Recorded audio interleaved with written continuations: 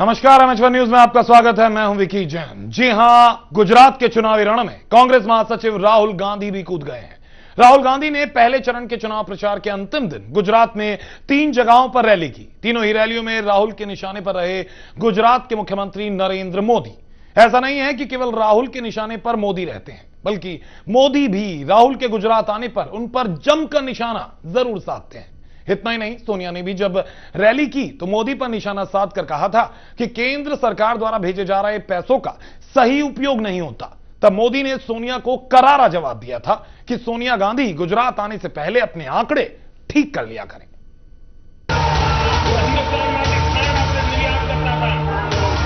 गुजरात में आम आदमी की आवाज नहीं चलती।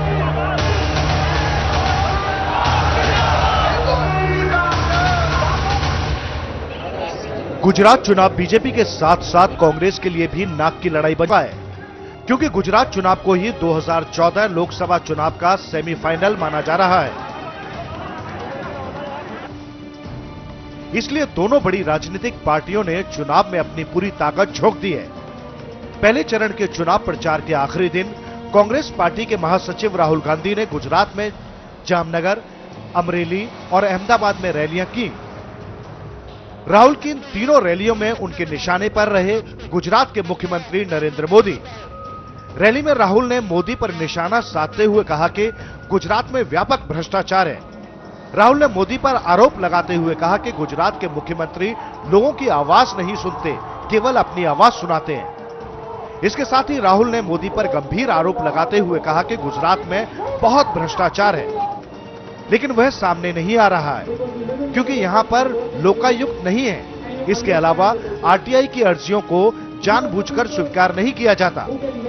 राहुल अगर गुजरात में है तो जाहिर है कि उनके निशाने पर नरेंद्र मोदी ही होंगे।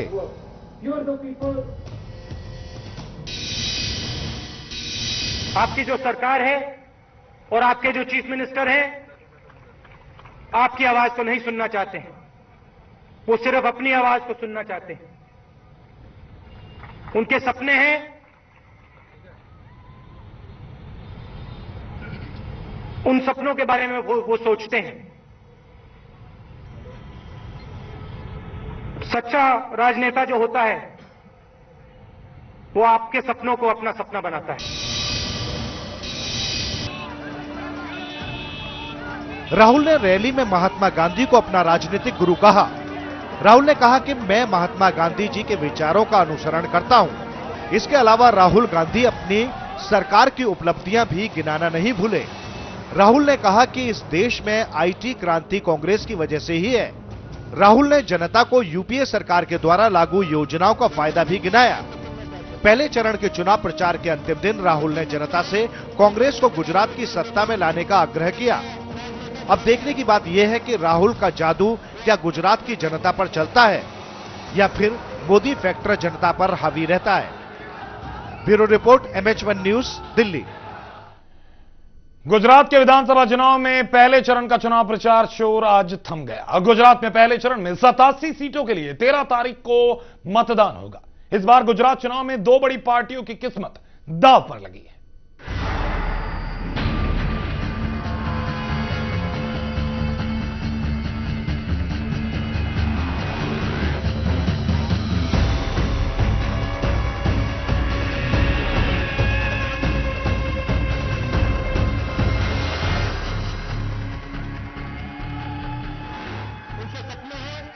गुजरात विधानसभा चुनाव में पहले चरण के प्रचार का काम आज बंद हो गया।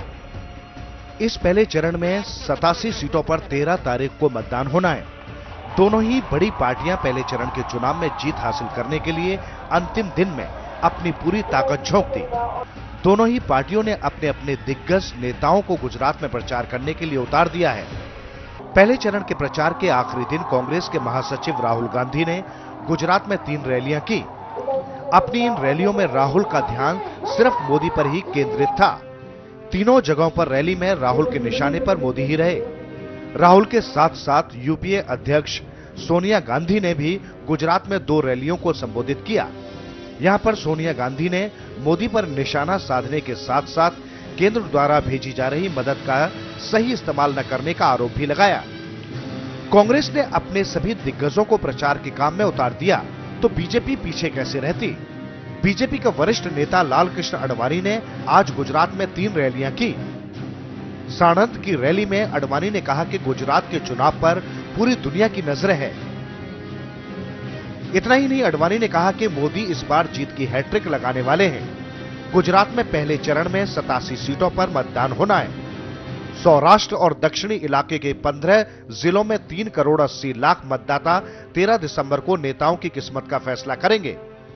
पहले चरण में 846 उम्मीदवारों की किस्मत दांव पर होगी। इसमें 46 महिलाएं भी हैं। गुजरात में 2 चरणों में चुनाव होने हैं। 13 दिसंबर के बाद 17 दिसंबर को दूसरे चरण का चुनाव होगा, जिसके नतीजे हिमाचल विधानसभा चुनाव के साथ 20 दिसंबर को आएंगे। Bureau report, MH1 news. Gujarat चुनाव 2014 के लोकसभा चुनाव से पहले का सेमीफाइनल माना जा रहा है। कांग्रेस की तरफ से राहुल गांधी तो बीजेपी की तरफ से नरेंद्र मोदी को प्रधानमंत्री पद का प्रबल दावेदार भी माना जा रहा है। लेकिन इनके लिए, इन दोनों को और खासतौर से पीएम पद की उम्मीदवारी के लिए अपनी योग्यता साबित करनी ही पड़ेगी। और इस योग्यता को साबित करने के लिए इन दोनों को गुजरात की सत्ता पर काबिज होकर यह दावेदारी साबित करनी होगी। नरेंद्र मोदी अगर चुनाव जीतते हैं तो कहीं ना कहीं वो मजबूत होंगे, लेकिन अगर राहुल गांधी मोदी के गढ़ में सेंध लगा पाए तो उनके आगे जितने सवाल उठ रहे हैं वो शायद बौने हो जाएंगे। सरकार की नीतियां जन विरोधी है।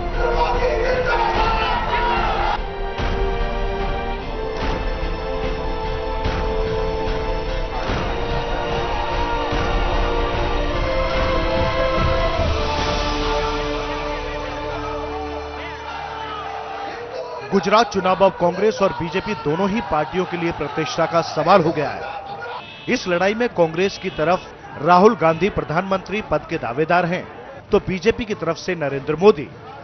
हालांकि दोनों ही पार्टियों ने अभी तक इस बात की आधिकारिक घोषणा तो नहीं की है, लेकिन दोनों ही पार्टियों के नेता दबी जुबान से इन दोनों के नाम ही लेते हैं।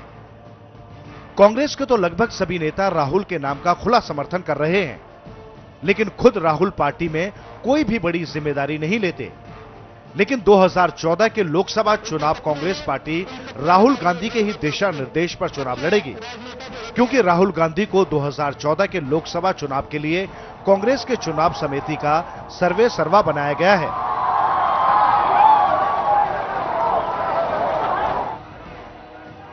उधर मोदी के प्रधानमंत्री पद का उम्मीदवार बनने पर बीजेपी समेत एनडीए में 2 धड़े हैं। पार्टी में कुछ नेता दबी जुबान से मोदी को प्रधानमंत्री बनाने की मांग करते हैं। गुजरात चुनाव में ही सुषमा स्वराज ने मोदी की तारीफ करते हुए कहा था कि मोदी में प्रधानमंत्री बनने के गुण हैं। सुषमा के सुर में सुर मिलाते राज्यसभा में विपक्ष के नेता अरुण जेटली ने सुषमा की बात का समर्थन किया था। बेहद ही सफल मुख्यमंत्री हैं, लोकप्रिय मुख्यमंत्री हैं और इसलिए उनके नेतृत्व में हम चुनाव लड़ रहे हैं। और पार्टी में क्योंकि उनके नाम पर आकर्षण है, उनकी लोकप्रियता है, तो स्वाभाविक है पार्टी उनको आगे रखती है और आगे रखने में पार्टी को लाभ भी होता है। लेकिन मोदी को प्रधानमंत्री पद का उम्मीदवार बनाने के लिए एनडीए में शामिल सभी दलों की राय एक जैसी नहीं है। एनडीए की सहयोगी पार्टी जदयू के नेता और बिहार के मुख्यमंत्री नीतीश कुमार ने तो मोदी की उम्मीदवारी का खुलकर विरोध किया था। मोदी की छवि एक बेबाक नेता की है, जो पार्टी के अंदर और बाहर अपने विरोधियों पर खुलकर जवाब देते हैं। मोदी लगातार 2 बार से गुजरात की सत्ता पर काबिज हैं और वो गुजरात में हैट्रिक लगाकर प्रधानमंत्री पद की दावेदारी को मजबूत करना चाहते हैं, ताकि पार्टी के अंदर और पार्टी के बाहर अपने विरोधियों का मुंह बंद करवा सके, जिसके लिए मोदी ने गुजरात में चुनाव जीतने के लिए अपनी पूरी ताकत झोंक दी है। उधर कांग्रेस के युवराज राहुल गांधी को उनकी पार्टी तो प्रधानमंत्री बनाना चाहती है, लेकिन खुद राहुल अभी इसके लिए तैयार नहीं हैं। लेकिन 2014 लोकसभा चुनाव की जिम्मेदारी मिलने के बाद राहुल भी अब तैयार दिख रहे हैं। लेकिन अगर राहुल के पिछले रिकॉर्ड पर नजर डाली जाए तो वो असफल ही नजर आते हैं। पहले बिहार की जनता ने उन्हें सिरे से नकारा, उसके बाद यूपी में राहुल की बहुत किरकिरी हुई। दोनों ही जगह पर जनता ने राहुल को सिरे से नकार दिया। और इसका सबसे बड़ा फैक्टर यह है कि लोगों ने राहुल को नहीं बल्कि कांग्रेस को किनारे किया था। 2009 के लोकसभा चुनाव जीतने के बाद कांग्रेस में घोटालों की झड़ी लग गई, जिसमें कॉमनवेल्थ, कोयला और 2G प्रमुख हैं। इसके बाद बढ़ती महंगाई ने आग में घी का काम किया और उत्तराखंड के सिवा कांग्रेस को हर जगह पर हार का सामना करना पड़ा। लेकिन गुजरात चुनाव में राहुल फिर सक्रिय हो गए हैं। अब देखना यह है कि क्या राहुल फैक्टर गुजरात में कांग्रेस की डूबती नाव को किनारे लगाता है या मोदी गुजरात में हैट्रिक लगाकर सीधे दिल्ली का रुख करेंगे। लेकिन यह तो 20 तारीख को ही पता चलेगा। Bureau report, MH1 news.